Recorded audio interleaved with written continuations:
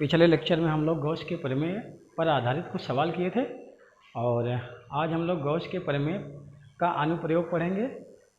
तो गॉस के प्रमेय के अनुप्रयोग में हम लोग एक समान रूप से आवेशित अनंत लंबाई का सीधा तार लेंगे, उसकी वजह से वैद्युत क्षेत्र निकालेंगे। फिर अनंत विस्तार का एक समतल अचालक चादर होगा आवेशित, उसकी वजह से वैद्युत क्षेत्र का कैलकुलेशन करेंगे। और गोला होगा, गोले पर आवेश फैला होगा, उस गोले के बाहर, गोले के भीतर, गोले के सतह पर वैद्युत क्षेत्र को हम लोग कैलकुलेट करेंगे। तो एक एक एप्लीकेशन हम लोग करके पढ़ेंगे, लेकिन उसके पहले हम थोड़ा सा आवेश वितरण के बारे में जान लेते हैं। तो क्या है आवेश वितरण? तो देखिए, आवेश वितरण दो टाइप का होता है, एक होता है असतत और एक होता है सतत। ठीक है, एक होता है असतत और एक क्या होता है सतत। ठीक है, वैसे ही आपको पता चल रहा होगा असतत का मतलब क्या होता है कि मतलब लगातार आवेश का वितरण ना हो। ठीक है, लेकिन सतत में क्या होगा, लगातार आवेश का वितरण होगा। इसको एक एग्जाम्पल के माध्यम से समझ लेते हैं। जैसे मान लो एक आवेश यहाँ पर है Q1 और दूसरा आवेश यहाँ पर है Q2, तीसरा आवेश यहाँ पर है Q3। तो इस टाइप का जो आवेश का वितरण है वो क्या है, असतत वितरण है। ठीक है, देखिए यहाँ से यहाँ तक कोई आवेश नहीं है, मतलब यहाँ पर आवेश है, फिर उसके बाद यहाँ पर आवेश है, फिर इसके बाद जो है देखिए यहाँ पर आवेश है। मतलब इस टाइप का जो आपका वितरण होता है वो क्या होता है, असतत वितरण होता है। लेकिन अगर मान लीजिए ये तार है, तार को हमने क्या किया, आवेश दिया, तो ये तार की पूरे लंबाई में एक समान रूप से क्या हो गया, फैल गया। ठीक, पूरी लंबाई में एक समान रूप से क्या हो गया, फैल गया। तो ये आपका क्या कहलाएगा, सतत वितरण। ठीक है, तो इसको हम लोग क्या बोलेंगे, आवेश का सतत वितरण बोलेंगे। ठीक, अब देखिए, तो हम लोग इस वितरण की वजह से वैद्युत क्षेत्र को पीछे कैलकुलेट कर सके, मतलब कर चुके हैं। किसी पॉइंट पर अगर वैद्युत क्षेत्र निकालना होता था, इसका वैद्युत क्षेत्र निकालते थे, इसका वैद्युत क्षेत्र निकालते थे, इसका वैद्युत क्षेत्र निकालते थे, और फिर सबका क्या निकालते थे, परिणामी निकाल लेते थे। और इस टाइप का जो आवेश का वितरण होगा, आज हम लोग गॉस के प्रमेय की सहायता से वैद्युत क्षेत्र को कैलकुलेट करेंगे। ठीक, तो देखिए, आवेश वितरण आपका जो होगा वो दो टाइप का होगा, एक होगा असतत और एक क्या होगा, सतत होगा। ठीक, अब देखिए, जो आपका सतत वितरण है, सतत है, अगर हम लोग किसी वायर को, जैसे मान लीजिए कोई आपका चालक तार है, अगर उसको आवेशित करेंगे तो आपका जो आवेश होगा तार की पूरी लंबाई में एक समान रूप से फैल जाएगा। तो हम अगर आवेश को पूरी लंबाई में फैलता हुआ देखेंगे तो बोलेंगे आवेश का रेखीय वितरण। क्या बोलेंगे, आवेश का रेखीय वितरण। और अगर आवेश आपका एरिया पर फैल जाए, ठीक है, पूरे एरिया पर फैल जाए, सतह पर फैल जाए, तो हम लोग इसको कहेंगे सतही वितरण, आवेश का सतही वितरण या पृष्ठीय वितरण भी कहते हैं। ठीक है, और अगर आवेश आयतन में फैला हो, अगर आवेश किसी वस्तु के आयतन में फैला हो, ठीक है, तो हम लोग उसे बोलेंगे आवेश का आयतन वितरण। ठीक, तो आवेश का जो वितरण हम लोग पढ़ेंगे वो तीन टाइप का पढ़ेंगे, एक होगा रेखीय और एक होगा आपका पृष्ठीय और दूसरा मतलब तीसरा क्या होगा, आयतन। ठीक, तो एक एक एग्जाम्पल हम लोग मतलब किस एक एग्जाम्पल की सहायता से हम लोग इसको समझते चलेंगे। देखिए, बात किया जाए आवेश का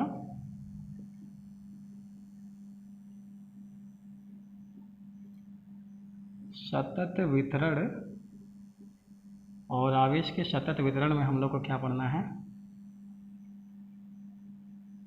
रेखीय आवेश वितरण। ठीक, और दूसरा पढ़ना है पृष्ठीय आवेश वितरण, और तीसरा पढ़ना है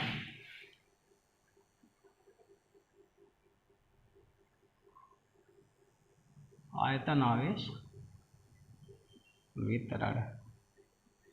ठीक, या आवेश का आयतन वितरण, आवेश का पृष्ठीय वितरण और आवेश का रेखीय वितरण। तो जब भी आवेश कहाँ फैला होगा, लंबाई में फैला होगा। जैसे मान लीजिए कोई तार है, जब भी हम लोग तार को क्या करेंगे, आवेशित करेंगे, तो तार की संपूर्ण लंबाई में आवेश फैल जाएगा। और अगर मान लीजिए कोई आपका आवेश किसी पृष्ठ पर फैला हो, तो उसे हम लोग क्या कहेंगे, आवेश का पृष्ठीय वितरण। और फिर अगर आयतन में फैला तो उसे हम लोग क्या बोलेंगे, आयतन आवेश वितरण। ठीक, अब देखिए जैसे मान लीजिए तार है, कोई आपका चालक तार है, ठीक है, और चालक तार की लंबाई मान लेते हैं L। चालक तार की लंबाई क्या है, L, और इस पर कितना आवेश फैला हुआ है, मान लो Q आवेश फैला हुआ है। ठीक, एक समान रूप से Q आवेश फैला हुआ है। तो अगर चालक तार की लंबाई L है और टोटल आवेश Q है, तो जो आपका Q/L होगा उसे हम लोग कहेंगे आवेश का रेखीय घनत्व। आवेश का क्या कहेंगे, रेखीय घनत्व। इसे बोलेंगे आवेश का रेखीय घनत्व, मतलब एकांक लंबाई पर जितना आवेश फैला होगा उसे हम लोग क्या बोलेंगे, आवेश का रेखीय घनत्व। एकांक लंबाई पर जितना आवेश फैला होगा उसे क्या बोलेंगे, आवेश का रेखीय घनत्व बोलेंगे। अब जैसे मान लो आवेश एक समान रूप से फैला हुआ है, तो अगर हम लोग एक समान रूप से फैले होने का मतलब ये होता है, अगर मैं वायर को बराबर बराबर भागों में तोड़ूं तो प्रत्येक भाग पर आवेश की मात्रा समान होगी। ऐसा नहीं कि मतलब किसी पर आवेश ज़्यादा होगा, किसी पर आवेश कम होगा। अगर आपका आवेश का जो वितरण है एक समान है, तो मतलब बराबर बराबर लंबाई का अगर आप तार काटेंगे तो प्रत्येक भाग पर जो आवेश आपको मिलेगा वो क्या मिलेगा, समान मिलेगा। तो हम लोग कहेंगे कि जो इसका लैम्डा है वो पूरे वायर के लिए क्या है, एक समान है। मतलब लैम्डा मतलब आवेश का जो रेखीय घनत्व है पूरे वायर के लिए क्या एक समान है। अब जैसे मान लीजिए आपको मालूम है, जैसे मान लो ये आपका ये तार की लंबाई DL है, मैंने क्या किया, इसको अनंत भाग में तोड़ लिया और एक भाग का लंबाई DL है और इस पर जो आवेश है DQ है। तो हम लोग को अगर DQ और DL मालूम हो, ठीक है, इतना छोटा सा लेंथ मालूम है, इस पर आवेश मालूम है, तब लैम्डा कैसे लिखेंगे, भाई ये लेंथ से भाग दे देंगे इस पर जो आवेश है DQ, तो आपका लैम्डा बराबर क्या लिखा जाएगा, DQ/DL। ठीक, तो मतलब एकांक लंबाई पर जो वितरित आवेश होगा वही क्या होता है, आपका आवेश का रेखीय घनत्व होता है। अब जैसे अगर किसी वायर के लिए आपको लैम्डा मालूम है तो वायर के जितने चाहे उतने लंबाई का आवेश आप बता सकते हैं। ठीक है, जितने लंबाई का आपको आवेश चाहिए उतने लंबाई से आप गुणा कर दीजिए लैम्डा में।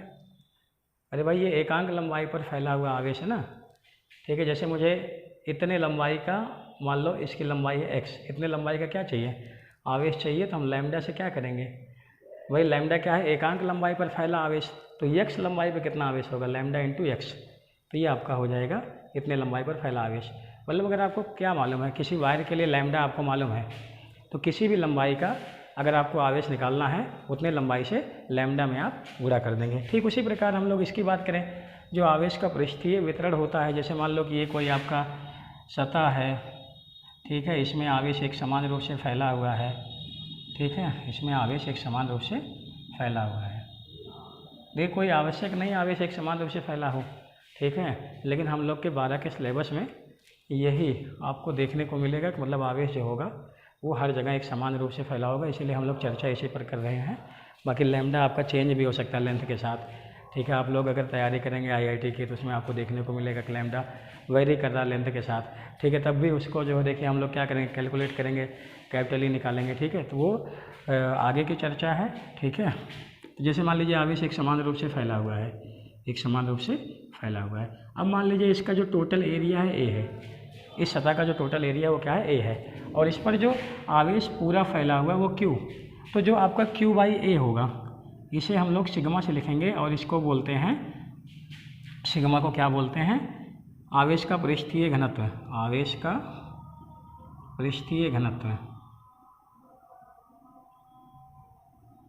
इसे बोलेंगे आवेश का पृष्ठीय घनत्व। मतलब एकांक क्षेत्रफल पर जो आवेश होगा उसे हम लोग क्या कहेंगे, आवेश का पृष्ठीय घनत्व।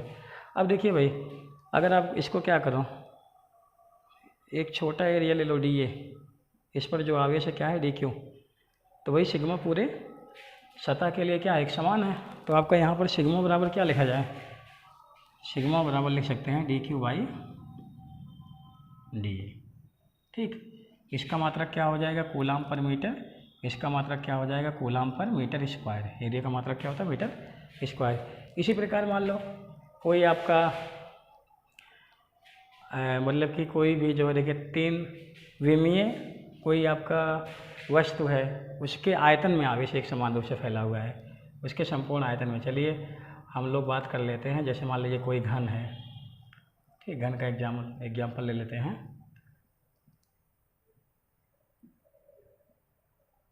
ठीक, अब मान लो इसके संपूर्ण आयतन में आवेश एक समान रूप से फैला है। अब इसका संपूर्ण आयतन क्या मान लेते हैं, मान लो कैपिटल V मान लेते हैं। इसका संपूर्ण आयतन क्या मान लो, कैपिटल V मान लो। और पूरे आयतन का जो आवेश है क्या मान लो, Q मान लो। पूरे आवेश का पूरे आयतन का आवेश क्या मान लो, Q मान लो। तो जो आपका एकांक आयतन का जो आवेश होगा Q/V, इसे हम लोग रो से लिखेंगे। इसे कहेंगे आवेश का आयतन घनत्व, आवेश का आयतन घनत्व। ठीक, तो आपका रो बराबर क्या हो जाएगा, Q/V हो जाएगा। या फिर रो बराबर क्या हो जाएगा, dQ/dV। तो मतलब अगर आपको लैम्डा मालूम है तो किसी भी लंबाई का आवेश आप बता सकते हो। अगर आपको सिग्मा मालूम है तो किसी भी एरिया का आवेश आप बता सकते हो। जितने एरिया का आवेश चाहिए उतने एरिया से सिग्मा से गुणा कर दोगे। अगर आपको रो मालूम है, रो, तो जितने आयतन का आवेश चाहिए उतने आयतन से गुणा कर दो रो में, तो आपको क्या मिल जाएगा, उतने आयतन का आवेश मिल जाएगा। तो ये आप लोग नोट कर लीजिए। आगे लैम्डा का चर्चा होगा, सिग्मा का चर्चा होगा, रो का चर्चा होगा, ठीक है। जब हम लोग क्या करेंगे, गॉस के प्रमेय का एप्लीकेशन पढ़ेंगे तो सारा का सारा चर्चा आपको आगे देखने को मिलेगा। तो चलिए भाई ध्यान दीजिए, हम लोग पहला एप्लीकेशन शुरुआत करते हैं। तो पहला हेडिंग क्या है, ध्यान दीजिए।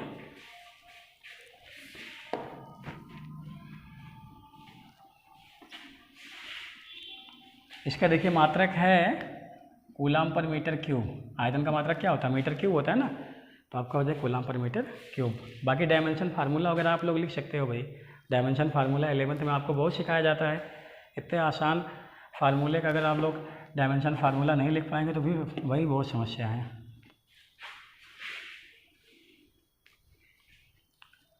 चलिए पहला हेडिंग क्या है, अनंत लंबाई के एक समान रूप से आवेशित, अनंत लंबाई के एक समान रूप से आवेशित चालक तार के कारण वैद्युत क्षेत्र। ठीक,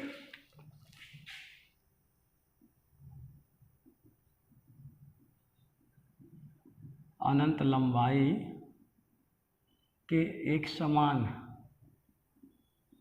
रूप से आवेशित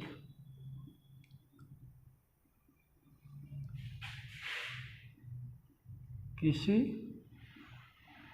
चालक तार के कारण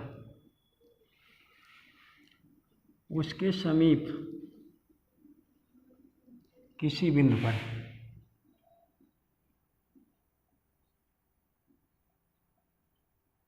वैद्युत क्षेत्र, मतलब एक अनंत लंबाई का आपका क्या है, चालक तार है, उसके समीप कोई पॉइंट है, उस पर मुझे क्या निकालना है, वैद्युत क्षेत्र निकालना है। तो ध्यान दीजिए, आपका अनंत लंबाई जो यहाँ पे कहा गया है ये वास्तव में अनंत लंबाई का नहीं होगा, बल्कि हम लोग किसी के कंपेयर में इसको इनफाइनाइट मानेंगे, मतलब इन्फिनिटी मान लेंगे किसी के कंपेयर में। ठीक, जैसे हम इस मार्कर को भी अनंत लंबाई का मान सकते हैं।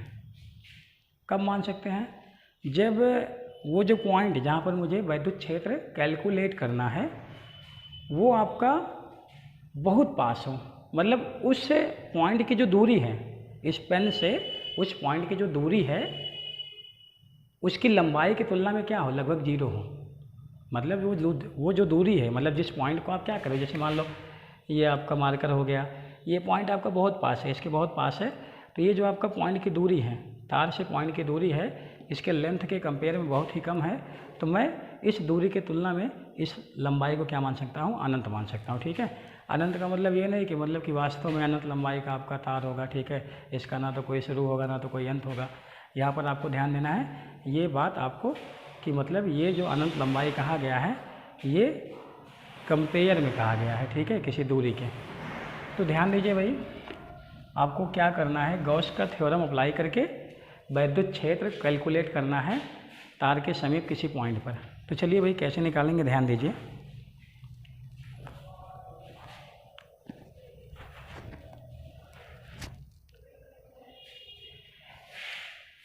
जैसे मान लीजिए ये एक अनंत लंबाई का सीधा चालक तार है, ठीक, और इसके संपूर्ण लंबाई में एक समान रूप से आवेश फैला हुआ है।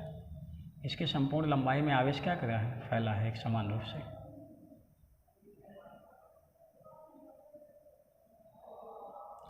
और मान लो इसका जो आवेश का रेखीय घनत्व है वो क्या है, लैम्डा। इसका आवेश का जो रेखीय घनत्व वो क्या है, लैम्डा है, ठीक।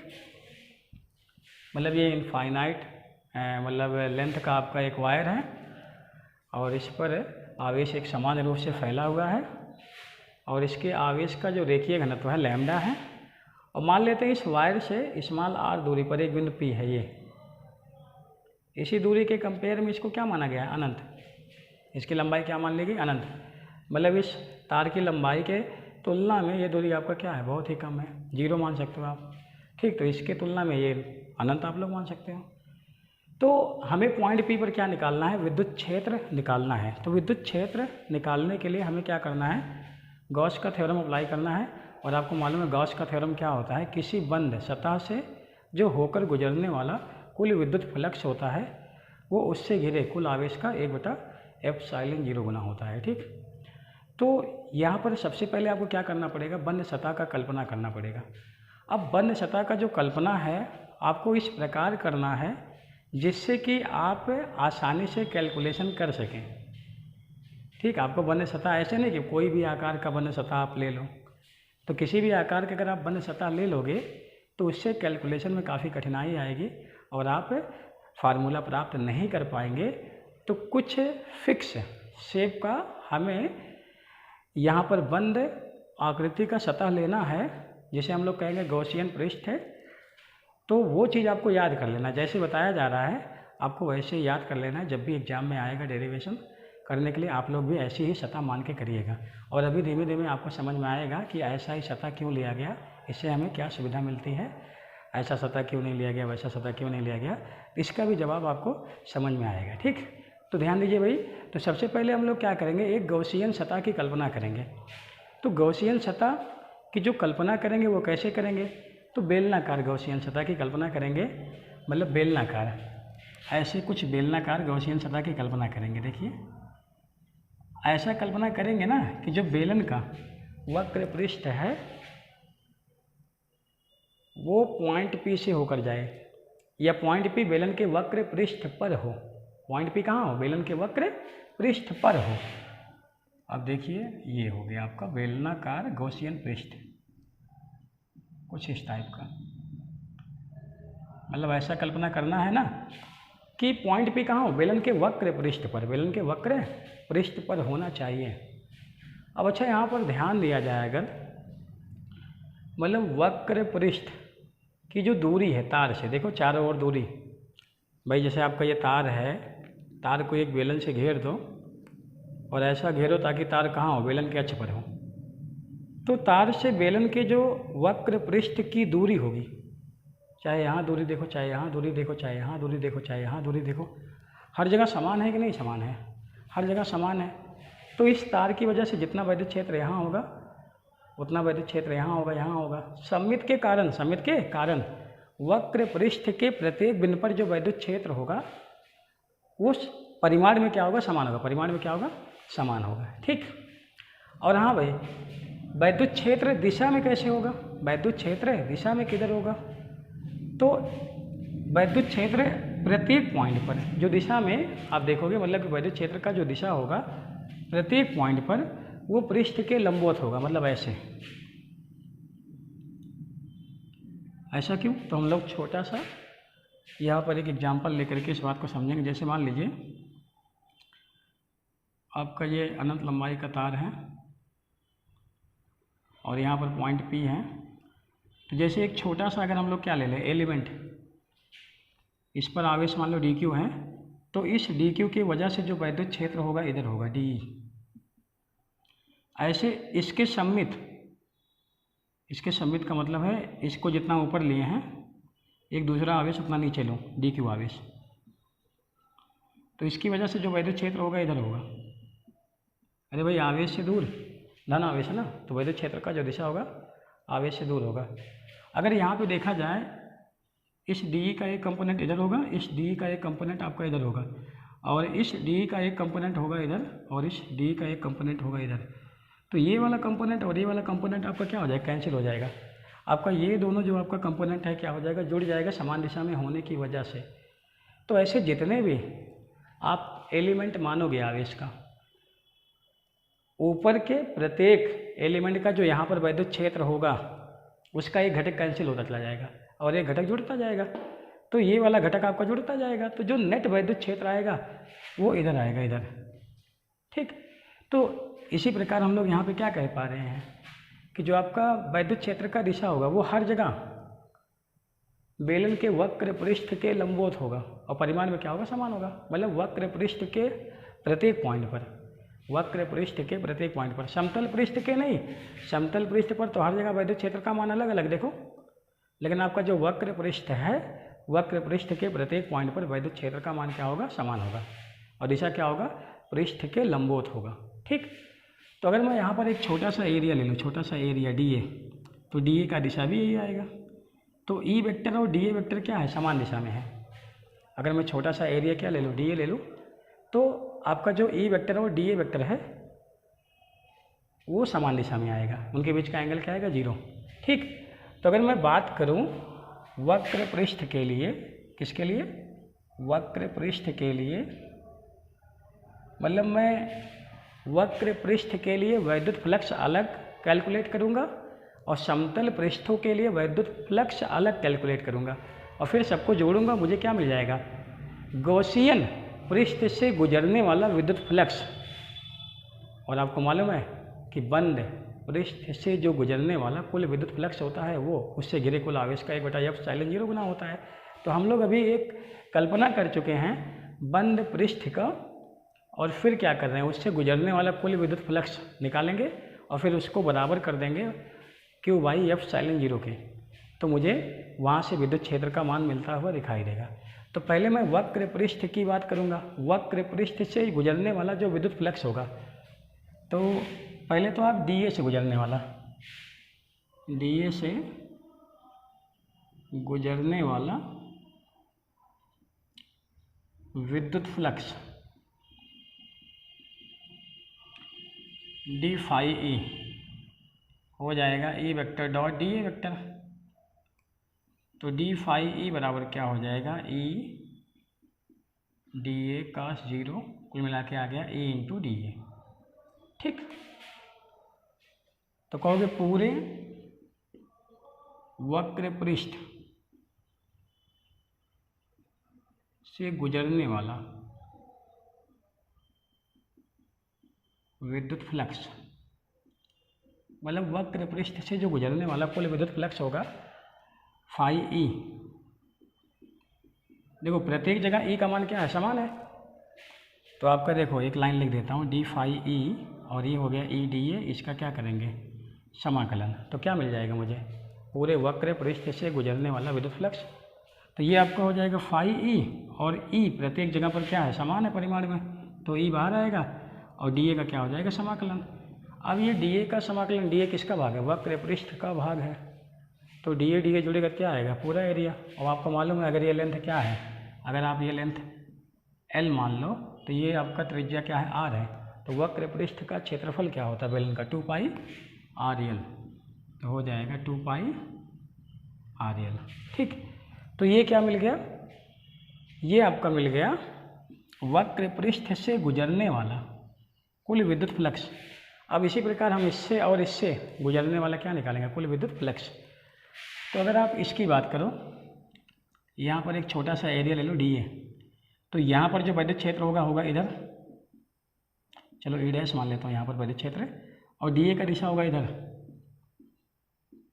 अरे भाई आपका जो समतल पृष्ठ है ऐसे है ना, इस पर आप लंब खींचोगे ऊपर आएगा ना, तो जितना भी एरिया आप मानोगे डी ए सबका दिशा किधर आएगा, ऊपर आएगा। अब आप देखो चाहे यहाँ पर मानो चाहे यहाँ पर मानो, हर जगह ई और डी ए के बीच का एंगल क्या है, 90। तो मतलब हर एक डी ए से गुजरने वाला विद्युत फ्लक्स क्या होगा, 0। तो टोटल फ्लक्स क्या होगा, 0। समतल सतह के लिए टोटल फ्लक्स क्या आएगा, 0 आएगा। इसी प्रकार इस वाले समतल सतह के लिए जो टोटल फ्लक्स आएगा वो क्या आएगा, 0 आएगा। तो कहोगे चूँकि समतल पृष्ठ के प्रत्येक बिंदु पर, प्रत्येक बिंदु पर ई वेक्टर एवं डी ए वेक्टर परस्पर अभिलंबवत हैं, अतः दोनों समतल पृष्ठों से गुजरने वाला विद्युत फ्लक्स शून्य होगा।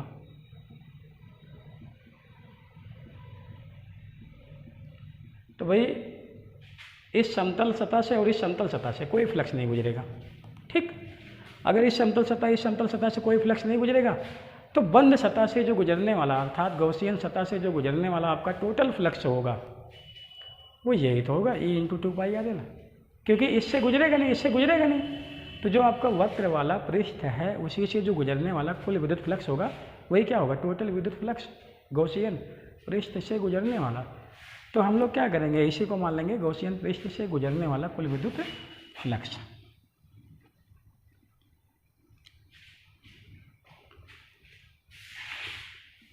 लिख देंगे इस प्रकार, बंद पृष्ठ से गुजरने वाला कुल विद्युत फ्लक्स आपका क्या हो जाएगा, E इंटू 2πrl, जो हम लोग निकाले हैं यहाँ पे। तो गॉस का प्रमेय लगा दो, क्योंकि आपको बंद पृष्ठ से गुजरने वाला कुल विद्युत फ्लक्स मिल गया है, उसको बराबर कर दो Q/F∠0 के। तो गॉस की प्रमेय से, गॉस की प्रमेय से फाई E बराबर क्या होता है, Q/F∠0। तो फाई E क्या आया है, E इंटू 2πrl। अब बताओ Q क्या है, बंद सतह से घिरा आवेश। तो क्या पूरे तार के आवेश को घेरा है, बिल्कुल नहीं, खाली इतनी लंबाई का आवेश। मैंने कहा था जितनी लंबाई का आवेश चाहिए उतनी लंबाई से लैम्डा में गुणा कर दो। तो इतनी लंबाई का जो आवेश होगा क्या होगा, लैम्डा L।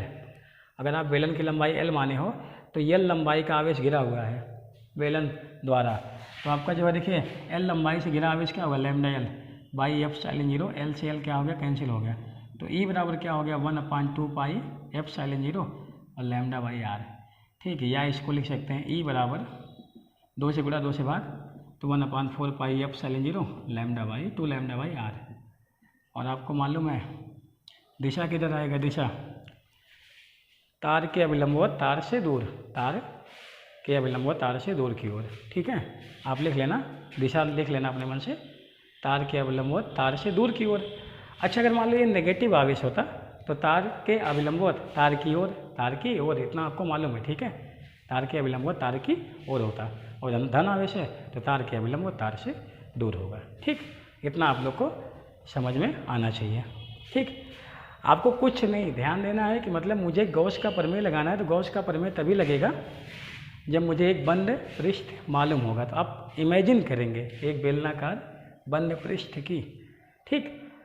और वो बंद पृष्ठ आपका कैसा होगा, बेलनाकार होगा ना। क्यों बेलनाकार होगा, देखो ध्यान दो इधर।